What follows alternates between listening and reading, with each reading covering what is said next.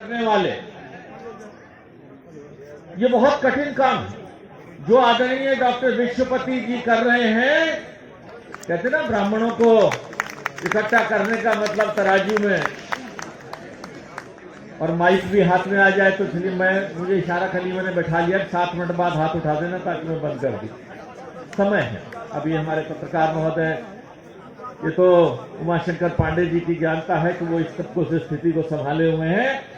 ये काम भी आज डॉक्टर विश्वपति त्रिपाठी जी अपनी इतनी बड़ी विरासत लिए हुए समाज के लिए, देश के लिए कुछ समर्पण का भाव लेकर जो ये काम कर रहे हैं विश्वपति जी, आइए उनके साधुवाद को हम नमन करें, प्रणाम करें, धन्यवाद दें डॉक्टर विश्वपति जी कि आपकी वजह से ये समाज आज इतनी बड़ी संख्या में इकट्ठा हुआ।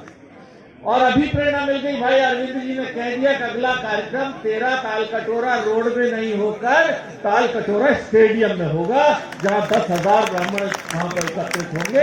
ये संकल्प भी आज ही ले लिया गया है। साथियों, विजय भाई है, चले गए विजय भाई। अरे विजय शेखर जी, ये ऐसा नहीं कि पिताजी को प्रेम नहीं था बेटे को अमेरिका भेजने का, लेकिन अच्छा हुआ इन्होंने मां से पूछा तो ये विजय शेखर पेटीएम के चेयरमैन बन गया। अगर मास्टर, मैं भी मास्टर का बेटा हूं, मास्टर पिता से पूछा होता तो कहता चल चुपचाप नौकरी कर ले, तेरा बाप मास्टर है, ध्यान रख। और फिर बेचारी मुझे भी मैं ही भेज चुका हूं। जब मेरा 5 करोड़ का पहला लोन इस अस्पताल को शुरू करने के लिए सैंक्शन हुआ तो मेरे चेहरे की खुशी देखकर बाप ने डांट मारी, देखो गधा, लोन पास हुआ है तो नाच रहा है, कूद रहा है। और जब मैं अपने समाज में गया कि ब्राह्मण बोले चुपचाप कर नौकरी कर ले, व्यवसाय करने की कोशिश मत करियो, ये ब्राह्मणों का संदेश था, मुझ तक था। तो भाई विजय शेखर जी ने ये झेला होगा, मैं समझ सकता हूं उस दर्द को, क्योंकि ब्राह्मण कहता था अगर तूने व्यवसाय की तरफ कोशिश करी तो एक पीढ़ी तो ज्यादा से ज्यादा, पहली बात तो व्यवसाय में फेल होगा, पास हो गया तो अगली पीढ़ी से ठिकाने लगा दे। ये ब्राह्मणों के बारे में। आरक्षण के लिए लड़ाई तो लड़ते रहते थे हम कि आरक्षण चाहिए, आरक्षण चाहिए। अरे भाई, आरक्षण तो किसी अपाहिज को चाहिए होता है, कमजोर आदमी को चाहिए होता है।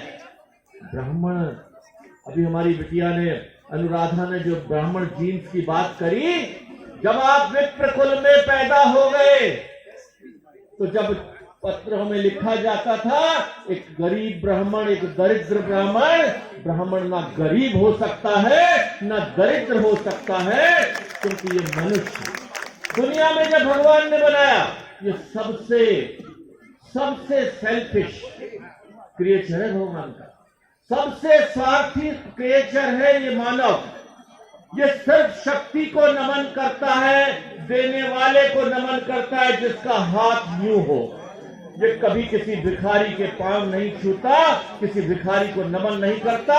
आप यहां से बाहर निकलकर चले जाइए, एक भिखारी को 500 रुपए दे दीजिए, उसके पांव नहीं छुएंगे। एक 8 साल के बालक का भी, एक राजा, ब्राह्मण के पुत्र का एक बालक का राजा पांव छू लेता है। उस भिखारी के साथ आप सांत्वना देते हैं, सिंपैथाइज करते हैं, आप उसका सम्मान नहीं करते। अरे भगवान ने विप्र कुल में जन्म देकर आपको दाता तो बना दिया, चवन्नी नहीं देगा, 1 रुपया नहीं देगा, लेकिन संस्कार दे देगा, वो भी दे देगा के साथ साथ आशीर्वाद देने की कल्पना भगवान ने आपको दे दी। कितनी बड़ी ताकत है इस विप्र कुल में, कितनी बड़ी ताकत है इस आपके ब्राह्मण होने पर। ये गर्व और गौरव हमें महसूस होना चाहिए। कहते ब्राह्मण ने अत्याचार कर दिया, ब्राह्मण ने उसके साथ दुराचार कर दिया, मंदिर में गया था, प्रसाद नहीं दिया, लाइन से बाहर खड़ा कर दिया। अरे भाइयों, आज आजादी के बाद तो हम उनके हाथों में खेल रहे हैं जो कहते हैं हम धर्म निरपेक्ष हैं, सेकुलर हैं। कोई ब्राह्मण कर ही नहीं सकता था कुछ। 200 साल अंग्रेज देश पर राज करते रहे, 700 साल मुसलमान देश पर राज करते रहे, तो ब्राह्मणों ने अत्याचार कब किया? 1000 साल से पहले की बात कर रहे हो क्या? साथियों, बिटिया राधा तिवारी की तरह जवाब देने का वादा रखो, जवाब देने का कि अगर कोई किताब को फाड़ेगा तो हम ये भी जलाएंगे, तो हम ये भी बता सकते हैं हम किताब पढ़ने वाले लोग हैं, ये जवाब जाना चाहिए। एक उदाहरण देना चाहता हूं, मैं सरकार में मंत्री रहा हूं और पार्टी में भी हूं। अभी चर्चा हुई कि साहब इस बार जो की पार्टी को थोड़ा झटका इसलिए लगा कि साहब 400 पार से लग रहा था आरक्षण खत्म हो जाएगा, जनरल बख्शी साहब ने जो कहा है कि अगर अपना नैरेटिव नहीं रखोगे, ब्राह्मण को नहीं कहोगे कि ब्राह्मण की क्या ताकत क्या पहचान है, तो कोई दूसरा आके उस स्थान को ले लेगा। अरे उन्होंने कहा कि 400 पार में आरक्षण बदल जाएगा, संविधान बदल जाएगा। तो किसी ने सवाल पूछा, तुम क्या घास काट रहे थे? तुमने उसका जवाब क्यों नहीं दिया?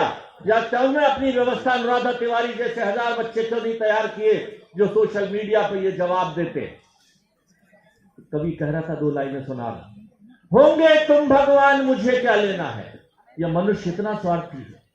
होंगे तुम भगवान मुझे क्या लेना है, मैं कोई सम्मान नहीं दे पाऊंगा।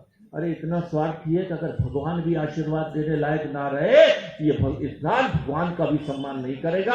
आप और हम तो क्या बेचते हैं? तो अपनी ताकत को, अपनी क्षमता को, अपनी अध्यात्म को, अपनी संस्कृति को, और उसके बाद मैं नोएडा में सांसद 42 साल से नोएडा में रह रहा हूं। पहली बार जब आदमी मिलने आया था तो एक रॉयल इधर, एक कट्टा इधर और एक AK-47 लेकर मिलने आया था। धन बल,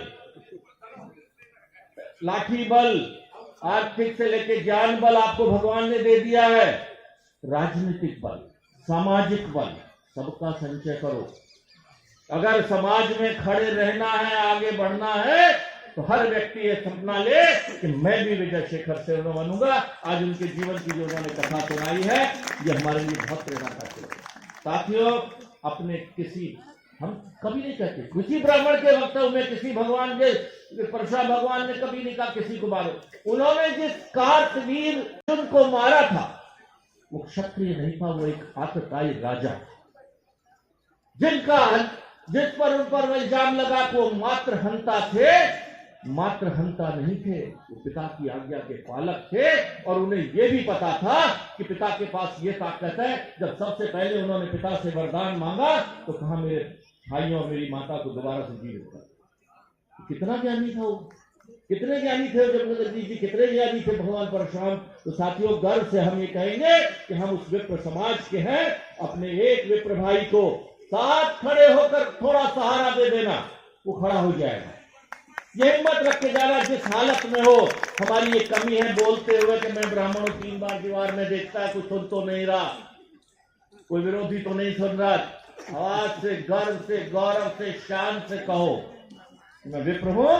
हाँ, सर समाज को साथ लेकर चलना मेरी कुवत है, मेरी ताकत है, मेरा धर्म है, मेरा फर्ज है। ब्राह्मण कभी आतताई, कभी अत्याचारी नहीं हुआ। सबको साथ लेकर चलने वाले ऐसे व्यक्ति को समाज की कल्पना जो करी है, इसलिए बहुत